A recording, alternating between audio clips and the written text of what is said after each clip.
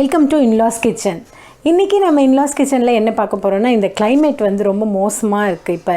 அதனால் எல்லாருக்கும் வந்து காஃபு, கோல்டு, அதாவது இருமல்லாம் ரொம்ப ஜாஸ்தி இருக்கிறதுனால வந்து நம்ம இருமலுக்கான ஒரு சிம்பிள் ஹோம் ரெமெடி தான் பார்க்க போகிறோம். அது ஒரு 3 டைப் பார்க்க போகிறோம். அது என்னென்ன அப்படிங்கிறத பார்க்கலாம் வாங்க.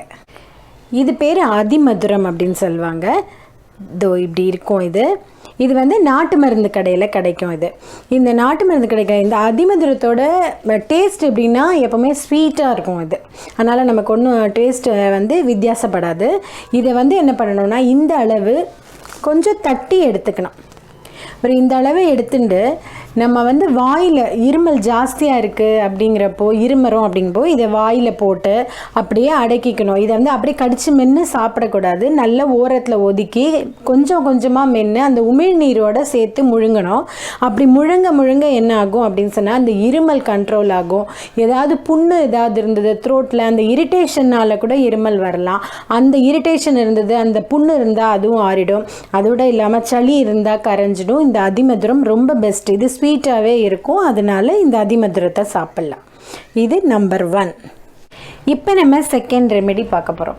அது என்னன்னா ரொம்ப ரொம்ப ரொம்ப சிம்பிளான ஒரு இன்க்ரீடியன்ட் தான். அது என்னென்னா தேன்.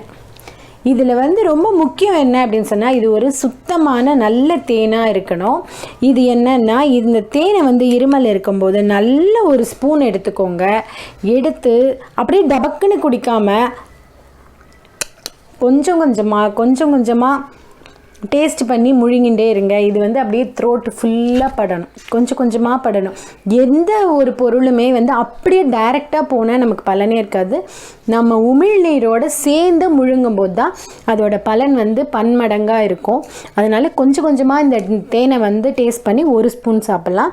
சாப்பிட்டா இது ஒரு பெஸ்ட்டு ரிசல்ட்டு உடனே தெரியும். இது முடிஞ்சிட்டு நம்ம 3rd பார்க்கலாம்.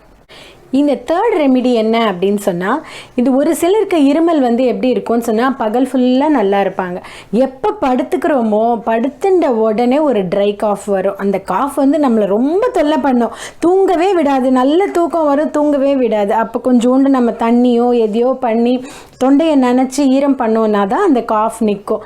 அப்படி இருக்கிறப்போ அந்த காஃப் ஒரு சிலருக்கு நிற்காமையே கூட இருக்கும். ரொம்ப டிஸ்டர்ப் பண்ணும். அதுக்கு என்ன பண்ணோம் அப்படின்னு சொன்னால், நம்மளோட ஏலக்காவை எடுத்து இந்த தோலை எடுத்துட்டு, ஏல அரிசி இருக்கும்ல, அந்த அரிசி இந்த உள்ளுக்குள்ளே கருப்பாக இருக்கிறது பேர் ஏல அரிசின்னு சொல்லுவாங்க. இந்த ஏல அரிசியை வாயில் போட்டு நல்லா மென்று அதை முழுங்கிட்டு வெதன்னு ஒரு டம்ளர் வெந்நீரை குடிச்சிட்டு நம்ம படுத்தோம்னா இருமல் நின்றுடும். இல்லை நமக்கு இந்த தோலோடையே நல்லா மென்று சாப்பிட முடியும் அப்படின்னு சொன்னால், வாயில் தோலோடையே நல்லா மென்று சாப்பிட்டுட்டு வெதன்னு ஒரு டம்ளர் தண்ணி குடிச்சிட்டு படுத்தோம் அப்படின்னு சொன்னால் அந்த இருமல் டக்குன்னு நின்றுடும். இப்போ இந்த 3 ரெமெடியுமே உங்களுக்கு ரொம்ப ரொம்ப யூஸ்ஃபுல்லாகவும் ரொம்ப சிம்பிளாகவும் இருந்திருக்கும். எல்லாரும் யாருக்கெல்லாம் தேவையோ எல்லாரும் இதை யூஸ் பண்ணி பயனடையணும். அதனால் இது எப்படி இருக்குது என்ன அப்படிங்கிறத நீங்கள் மறக்காமல் எங்கள் கமெண்ட் பாக்ஸில் மென்ஷன் பண்ணுங்கள். எங்கள் சேனல் இன்லாஸ் கிச்சன் சேனல் இது வரைக்கும் சப்ஸ்கிரைப் பண்ணல அப்படின்னு சொன்னால் சப்ஸ்கிரைப் பண்ணி பெல் ஐக்கானை கிளிக் பண்ணிக்கோங்க.